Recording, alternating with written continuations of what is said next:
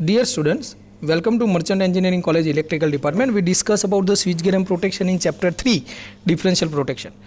હવે આજે જે થિયરી છે circulating current protection for the bus bar A important theory છે આપણા આ ચેપ્ટર માટે, જેની ચર્ચા કરશું અને ખૂબ જ ઇઝી છે. ઓકે, અને આપણો જે પાયલોટ હોય, આપણે જે પ્રોટેક્શન સિસ્ટમ છે, આપણે ડિફરન્શિયલ પ્રોટેક્શન સિસ્ટમ, એના બેઝિક જ થિયરી છે. ઓકે, તો જો the circulation current protection is a protection that respond two vector difference. જો મેઇન વસ્તુ એમસીક્યુમાં અંદર પણ પૂછાવી છે, વેક્ટર ડિફરન્સ ઉપર એ મેઝર કરે છે. તો જુઓ એ ક્યારે રિસ્પોન્ડ કરશે? The vector difference between the two or more some similar electrical quantities, એટલે કે વેક્ટર ડિફરન્સમાં ચેન્જીસ આવશે તો એ રિસ્પોન્ડ કરશે. ઓકે, તો એમસીક્યુ ક્વેશ્ચન છે સર્ક્યુલેટિંગ કરંટ પ્રોટેક્શન સિસ્ટમ માટે. ઓકે, ખાસ ધ્યાન રાખજો. બીજું, Merz Price system for protection can be use for the protection of bus bar also. Bus બારના પ્રોટેક્શન માટે તમે મર્જ પ્રાઇસ પ્રોટેક્શન સિસ્ટમ પણ વાપરી શકો છો. ઓકે, હવે આપણે ફિગર વિશે ચર્ચા કરીએ. ફિગરની અંદર જનરલી આપણે નોર્મલ જ છે ફિગર તો. ઓકે, બટ થોડી ચર્ચા કરવી છે કે આ જનરેટર છે એના સાઈડ આપણે આમ તો અત્યાર સુધી એક જ આપણે હોય, આપણે બસ બાર એક જ, પણ અહીંયા બસ બારના કેટલા આપે છે? 2 ફીડર આપે છે. The power is fed to the bus bar through generator and the 2 outgoing feeder. અહીંયા આપણને આઉટગોઈંગ ફીડર કેટલા આપે છે? 2 આપ્યા છે, એ અને બી.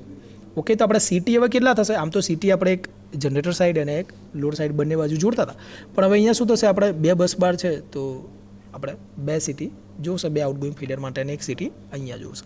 ઓકે, તો જુઓ, power is fed to the bus bar through the generator. જે બસ બારને પાવર કોણ આપશે? જનરેટર આપશે. There are the 2 outgoing feeder A and B. 2 outgoing feeder છે અને B. One CT is connected to incoming line, એટલે કે generator side CT 1. Okay, અને one CT is connected to each outgoing feeder A અને B. Means કે આપણે એ અને બી ઉપર, એટલે કે એ ઉપર સીટી 2 અને બી ઉપર પણ આપણો સીટી છે, એને સીટી 3 નામ આપી દેશો તો પણ ચાલશે. ઓકે, એટલે one CT is connected to incoming line અને one CT is connected to each outgoing feeder. Okay, outgoing feeder ઉપર પણ સીટી લાગશે. Secondary winding of CT are connected in shown in figure. આપણે જે આપણું કન્સ્ટ્રક્શન હતું આ રીતે.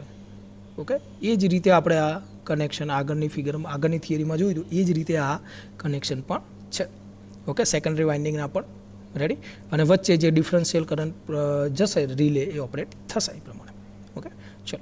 The current in the secondary winding are balance as the incoming and outgoing current are equal in the magnitude. Means કે incoming અને outgoing current જો balance હશે, ઓકે, ઇક્વલ હશે મેગ્નિટ્યુડની અંદર, તો પછી ધારો કે એને આપણે નોર્મલ કન્ડિશન કહી શકીએ. ઓબ્વિયસ, મીન્સ કે કોઈ ફોલ્ટ કન્ડિશન હશે જ નહીં, અને એ વખતે જ આપણો current in the secondary winding is are balance is. Okay, balance રહેશે સેકન્ડરી વાઇન્ડિંગનો કરંટ. મીન્સ કે ઇનકમિંગ અને આઉટગોઈંગ કરંટ કેવા હશે? ઇક્વલ હશે મેગ્નિટ્યુડમાં, અને એને આપણે હેલ્ધી કન્ડિશન કહીશું. એટલે કે no out of balance current will flow through the relay. Means કે આપણો કોઈ આઉટ ઓફ બેલેન્સ કરંટ વહેવાનો નથી. ઓકે, અને રિલે શું રહેશે? આપણી ઇનઓપરેટિવ રહેશે. રિલે શું રહેશે? ઇનઓપરેટિવ રહેશે. એટલા માટે એવું લખ્યું છે, તો so no out of the balance current flow through the relay and the relay remain inoperative. બીજું, the current balance is disturb. ધારો કે જ્યારે પણ મારું કરંટ બેલેન્સ ડિસ્ટર્બ થાય, અનનોર્મલ કન્ડિશન કે ફોલ્ટી કન્ડિશન કંઈ બી હોય, એ વખતે મારી આ રિલેમાંથી આઉટ ઓફ બેલેન્સ કરંટ પસાર થશે અને મારી રિલે ઓપરેટ થશે. હવે તમે કહો, આગળની થિયરીને આમાં કોઈ ફરક ખરો? ખાલી એના જે આ આપણી જે ફિગર છે એની અંદર ફરક છે કે આપણે અહીંયા આઉટગોઈંગમાં 2 ફીડર લગાવ્યા છે. બીજું મને કોઈ ફરક લાગતો નથી. બીજું એમસીક્યુ ક્વેશ્ચન બની શકે છે વેક્ટર ડિફરન્સવાળો. ઓકે, બસ એ 2 થોડી ઇમ્પોર્ટન્ટ વસ્તુ આની અંદર હતી. બીજું, અર્થ લીકેજ પ્રોટેક્શન કેમ આપવું જોઈએ અને એની થોડી બેઝિક માહિતી અહીંયા આપણને આપેલી છે, તો એની પણ ચર્ચા આપણે કરીએ. અર્થ લીકેજ પ્રોટેક્શન માટે કે ભાઈ અર્થ લીકેજ પ્રોટેક્શન કેમ આપવું જોઈએ? તો જો in many time due to failure of the insulation of the body of an appliances. Means કે આપણું કોઈ બી એપ્લાયન્સીસ છે ઇલેક્ટ્રિકલ, એની બોડીનું ઇન્સ્યુલેશનમાં ધારો કે કંઈ બી પ્રોબ્લેમ આવ્યો છે અથવા ફેલ થયું છે, તો એ વખતે એ એપ્લાયન્સીસ શું થઈ જાય? લાઈવ થઈ જાય. હવે તમને એક એક્ઝામ્પલ આપું. તમે અમુક વખતે તમારી લેપટોપની બોડીને અડશો ને તો તમને લાગે કે મને અહીંયા કંઈક ચાર્જ હોય ને એવું ફીલ થાય છે, ચચરે છે. બીજું, સીપીયુની બોડીને અડશો ને તો પણ અમુક વખતે એવું ફીલ થશે. અમુક વખતે અમુક લોકોને ફ્રીજ ઉપર પણ એવો ચાર્જ મહેસૂસ થાય છે. મીન્સ કે શું થાય છે? એ આપણો લીકેજ કરંટ છે. ઓકે, તો કે the body of the appliances generally earthed. Normally આપણી બોડી અર્થ કરેલી હોય જ છે એપ્લાયન્સીસની. The leakage current flow through the metal body, એટલે કે આપણો જે લીકેજ કરંટ છે શું થશે? મેટલ બોડીની અંદર રહેશે. એટલે through a metal body, flow through a metal body of the appliances. To the earth in case of insulation fail. એટલે કે ઇન્સ્યુલેશન જ્યારે આપણું ફેલ થશે એટલે જે લીકેજ કરંટ છે એ બોડી ઉપર રહેશે.